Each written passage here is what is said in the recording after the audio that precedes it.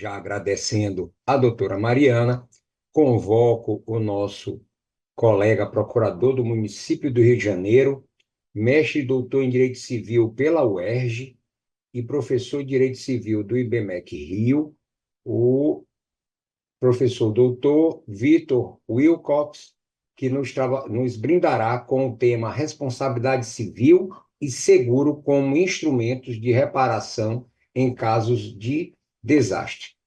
Meu dileto colega Vitor, seja muito bem-vindo, fique à vontade e a palavra é sua. São 20 minutos. Muito obrigado. Bom dia a todos. Queria, em primeiro lugar, cumprimentar meus colegas de painel, agradecer à Escola Superior de Direito Municipal por esse convite honroso para participar desse evento em solidariedade ao Rio Grande do Sul. Parabéns por essa iniciativa, acho que ela nos faz refletir sobre assuntos que são muito importantes para nós, não apenas como profissionais, como advogados públicos, mas também como cidadãos, né? Desafios que já foram colocados aqui, como moradia, insegurança alimentar.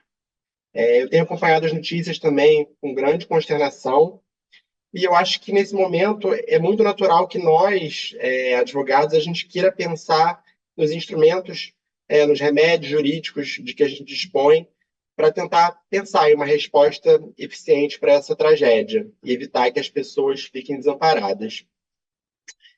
Bom, hoje eu vou falar então um pouco sobre seguro e responsabilidade civil, já que, apesar de eu ser advogado público também, eu acabei, na vida acadêmica, indo pelo caminho do direito privado. Eu estudei direito civil na UERJ.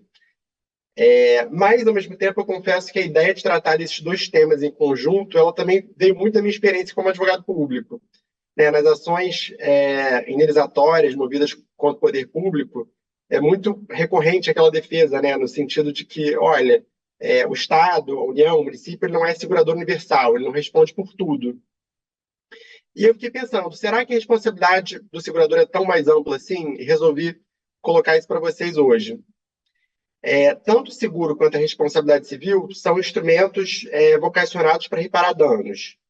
O primeiro com fonte contratual, na autonomia privada, e o segundo com uma origem heterônoma, na própria lei. Os dois institutos, né, cada um à sua forma, eles acarretam na transferência das consequências patrimoniais do dano para a esfera jurídica de outra pessoa, que não aquela que originalmente suportou esse dano. Apesar disso, historicamente, a doutrina dá nota disso, seguro e responsabilidade civil foram por muito tempo vistos como coisas antagônicas, apartadas. Havia uma perspectiva clássica da responsabilidade civil como mecanismo de repreensão da conduta culposa do ofensor, e aí, nessa linha, se chegava mesmo a entender que seria imoral que o causador do dano pudesse transferir para um terceiro, para o segurador, esse ônus financeiro que deveria pesar sobre ele, da indenização. E aí, com o tempo, historicamente, a culpa, a gente sabe que o papel dela arrefeceu, né, na responsabilidade civil, e a atenção primária da responsabilidade civil ela se volta, então, para a vítima, né, para a reparação do dano injusto. E aí, esse receio, esse olhar desconfiado para essa associação entre seguro e responsabilidade civil, ela vem esvanecendo aos poucos. E aí, o seguro e responsabilidade civil, nesse contexto que a gente está tratando, sociedade de risco, paulatinamente eles passam a ter uma relação simbiótica. A expansão da responsabilidade civil, que a gente assiste cada vez mais, ela seria excessivamente onerosa para as pessoas se não tivesse, por outro lado, também respaldo na proteção securitária. Então, vamos falar um pouco de um e de outro, trazendo um pouco dos contornos conceituais. Primeiro, vou falar do instituto que vocês devem conhecer melhor, como a gente está aqui, especialmente entre advogados públicos, vou falar da responsabilidade civil. Na responsabilidade civil, a gente sabe que a transferência das consequências do dano, as consequências patrimoniais do dano, ela se dá para a esfera de um sujeito a quem o ordenamento imputa os efeitos do dado danoso, que pode até ser uma entidade de administração pública, a gente sabe disso. A regra geral que a gente tem no Código Civil é que, nos termos do artigo 927, aquele que por ato ilícito causar dano a outrem fica obrigado a repará-lo, né? No parágrafo único a gente tem a responsabilidade objetiva, independentemente de culpa, a obrigação de reparar o dano, mesmo que não haja culpa, nos casos especificados em lei, ou quando a atividade, normalmente desenvolvida pelo autor do dano, implica por sua própria natureza, risco para outros, para os direitos de outrem. No caso do poder público, a gente tem também, como vocês sabem, a responsabilidade objetiva estabelecida lá na Constituição Federal, no artigo 37, parágrafo 6º. Na responsabilidade civil, esse dever que surge de prestar essa reparação, ele não compõe a atividade profissional do lesante, ele surge no seu horizonte como uma resposta à ocorrência do dano e atinge, então, o seu patrimônio. Como a gente falou, nesse caso, a fonte da reparação ela é heterônoma, né? Ela vem da lei, e a quantificação da reparação, como a gente sabe, atende a um princípio geral que o ordenamento brasileiro adota, que é o da reparação integral. Ou seja, a vítima do dano injusto ela deve ser integralmente reparada pelo causador do dano. Como a gente comentou, ultimamente a gente tem visto um deslocamento do foco da responsabilidade civil, cada vez mais olhando mais para a vítima do dano injusto a ser reparado e menos para a culpa do agente.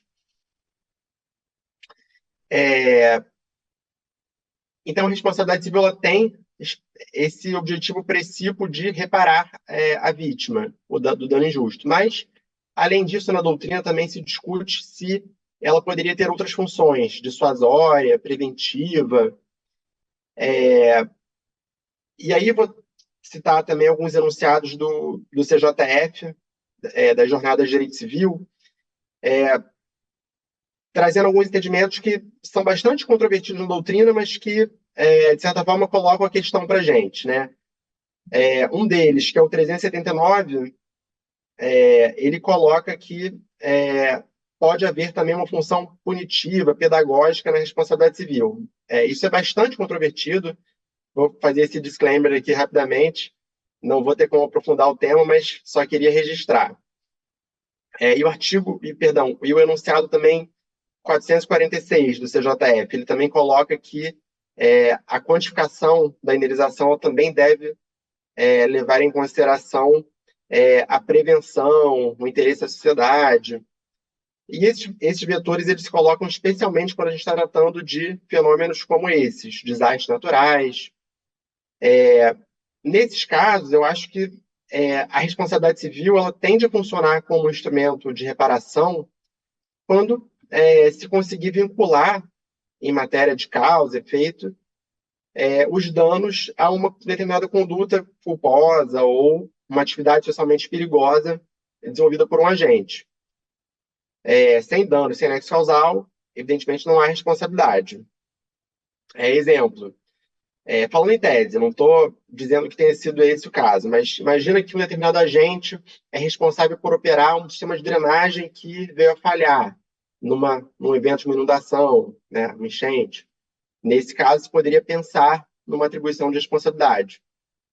No painel anterior a esse, inclusive, se falou bastante num exemplo muito emblemático, né, dos acidentes de barragem. Né? Numa operação de barragem, se trata de uma atividade perigosa para a sociedade e, com isso, há uma responsabilidade objetiva pelos danos advindos desse risco, de um acidente dessa natureza. No caso dos desastres do Rio Grande do Sul, essa atribuição de responsabilidade a quem quer que seja, agentes públicos, privados, ela, à primeira vista, me parece algo mais etéreo. Não sei se os senhores concordam. Diferentemente dos exemplos de barragem, né? Aí trazer um paralelo com a minha experiência profissional como procurador do município aqui do Rio, né, do Rio de Janeiro. Eu já enfrentei bastante uma discussão de responsabilidade nas ações que pediam a responsabilização do poder público municipal por eventos atrelados a riscos geológicos, geotécnicos, O Rio de Janeiro é uma cidade com uma topografia muito acidentada, então esse problema aqui se coloca de forma recorrente. E aí, quando a gente fala em responsabilidade do poder público, deve-se demonstrar em que medida que o poder público teria violado algum dever de agir específico. E aí, na nossa atuação, para defender o município, o que a gente sempre tentava fazer era averiguar, junto aos órgãos, né, da administração, quais providências tinham sido tomadas com vistas à prevenção de riscos naquela localidade especial, naquele morro, naquela comunidade, quais políticas públicas se encontram em vigor para mitigar riscos, quais obras de contenção estão sendo feitas, tudo para mostrar para o juiz que não há omissão específica imputável ao poder público. A gente falou de alguns exemplos mais tangíveis, mas eu acho que quando a gente fala de um problema maior, como as mudanças climáticas, a possibilidade de se responsabilizar alguém pelo seu agravamento, ela é algo muito mais abstrato, mais etéreo, menos tangível, né? Na doutrina, quem está se debruçando sobre esse assunto, em geral, coloca que poderia haver uma incerteza científica sobre esse nexo causal, nesse caso, sobre a ligação entre a fonte das emissões e os danos resultantes, até porque, por ser um problema mundial, né, as emissões, os cientistas dizem que as emissões em um lugar, elas elevam os padrões globais de aquecimento, então é muito difícil precisar aí o nexo causal nessas discussões. E interessante que eu pesquisei fora do Brasil, achei um precedente que até o professor Nelson Roosevelt cita num texto que ele escreveu, um exemplo do Peru. Era um caso que, eu não sei como pronunciar, Liuya, que admitiu no tribunal, em um tribunal alemão, que admitiu que uma grande empresa de energia poderia ser responsabilizada por danos a uma geleira no Peru. Essa aldeia de Liuya, em Huaraz, ela ficava perto de uma geleira montanhosa que acabou sendo derretida e isso aumentou o tamanho do lago. E aí passou a exigir defesas contra inundações, etc. E aí, ao longo do processo, se alegou que a empresa de energia ela teria contribuído para o agravamento desse problema, e aí, no caso, se fixou um percentual de 0,47%, né, que ela teria supostamente contribuído com o agravamento das emissões globais de carbono, e por isso se tomou como parâmetro esse valor. Ela deveria ser responsável, portanto, por 0,47% do custo da proteção contra as inundações.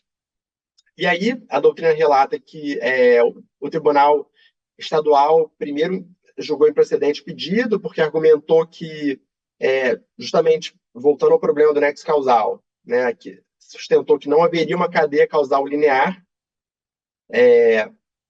mas o Tribunal Superior, em grau recursal, admitiu o cabimento de uma ação indenizatória dessa natureza e determinou o prosseguimento do processo para a fase probatória.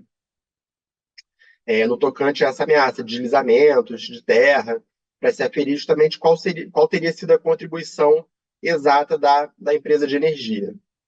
Então, foi um precedente bem interessante que eu achei. Bom, a gente falou bastante sobre responsabilidade civil e agora vou falar um pouco sobre seguro. No seguro, essa transferência da consequência patrimonial do dano, ela se dá para um sujeito que, em caráter contratual e com uma estrutura empresarial, o segurador, ele presta essa garantia para danos potenciais. O contrato de seguro está regulamentado nos artigos 757 seguintes do Código Civil.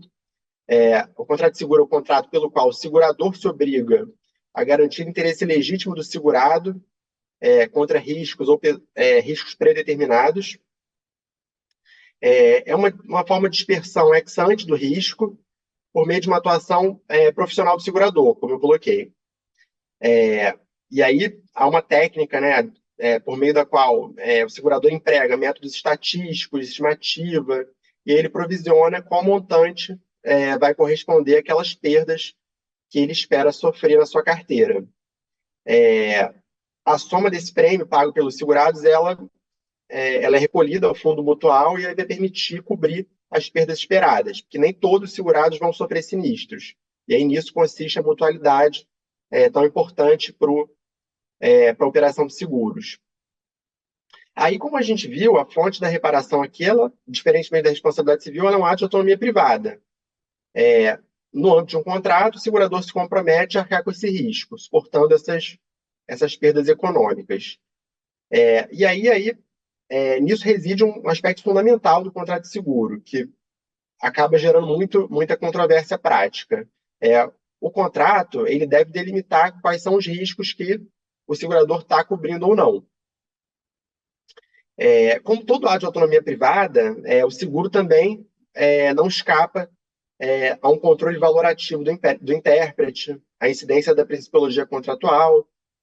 E aí tem se colocado na doutrina que essas exclusões de cobertura elas não podem ser excessivas, né, a ponto de esvaziar em absoluto a utilidade do contrato para o segurado, a proteção mínima daquele interesse que está sendo coberto. Fora de casos extremos de esvaziamento absoluto do interesse segurado, o que eu percebo na jurisprudência, analisando julgados, é que há, em geral, uma deferência com a repartição dos riscos que a apólice delimita. Aí eu trouxe, por exemplo, um julgado do STJ que corrobora essa tendência. E ele coloca o seguinte: é perfeitamente possível que o contrato de seguro delimite o interesse segurado de forma a cobrir apenas determinados danos e outros não. A noção de interesse segurado ela não obriga que todos os contratos de seguro, ao mencionar o interesse segurado, passem a cobrir além daquilo que previu um instrumento contratual. É um julgado de relatoria da ministra Nancy Andrighi. Mas, por exemplo, houve um outro caso envolvendo uma empresa do setor de comércio e distribuição de solventes, em que houve um incêndio, um sinistro de incêndio, e a cobertura foi negada sob o fundamento de que havia uma exclusão para danos ocorridos naquela operação. Apesar disso, a STJ entendeu que a seguradora havia falhado no seu dever de informar adequadamente a empresa segurada naquele caso. E aí entendeu que ela não conhecia efetivamente as condições gerais da apólice que continham aquela exclusão. Então, foi um precedente interessante também em sentido contrário. O Doutor controle Vitor, dessa legitimidade das cláusulas que limitem ou afastam a cobertura, ela vai se fazer de forma ainda mais intensa em relações não paritárias, quando forem sujeitas às normas que disciplinam contrato de adesão, contrato de consumo, conforme o caso. Aí há um caso, por exemplo, em que o STJ entendeu o seguinte: olha, inserir uma cláusula de exclusão de risco em um contrato padrão, cuja abstração e generalidade abarquem até mesmo situações de legítimo interesse segurado, quando a contratação da proposta, representa uma imposição de desvantagem exagerada para o consumidor, por praticar justamente o conteúdo para o qual se dispôs a pagar o prêmio. doutor, doutor Vitor, Perdão. perdão, 2 minutinhos para suas considerações, por gentileza, tá? Por causa do nosso tempo, fazendo o controle do tempo. Já estou me encaminhando para o final, Alex, perdão. E aí eu só queria, à luz dessa premissa, falar que é à luz desse cenário que vai se examinar, no caso do Rio Grande do Sul, se as apólices, eventos de exclusão que elas contenham, se essa exclusão é legítima ou não, para enchente, inundações, alagamentos. E aí, uma última observação que eu queria fazer que, muito embora o seguro seja, a contratação do seguro esteja sujeita à autonomia privada, há uma espécie de seguro em que a contratação é mandatória, que são seguros obrigatórios. O próprio legislador, ele, por razões de política legislativa, impõe que se contrate seguro.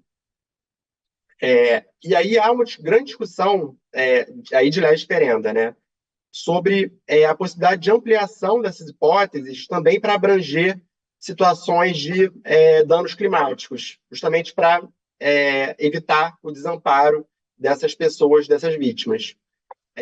Já que a gente vive numa sociedade de risco, acho que essa discussão parece muito pertinente. Bom, a gente viu então como esses dois institutos caminham juntos, né, nessa reparação de danos, ambos com respectivas limitações.